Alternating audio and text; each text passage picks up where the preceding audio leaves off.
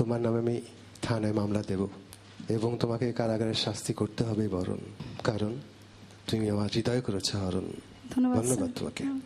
একজন শ্রোতা হিসাবে যখন শুনবে, সুরের আবেশের সাথে সাথে কথাগুলোকেও খুব পরিষ্কার হওয়া দরকার, সেই দিকটা খেয়াল রাখবে।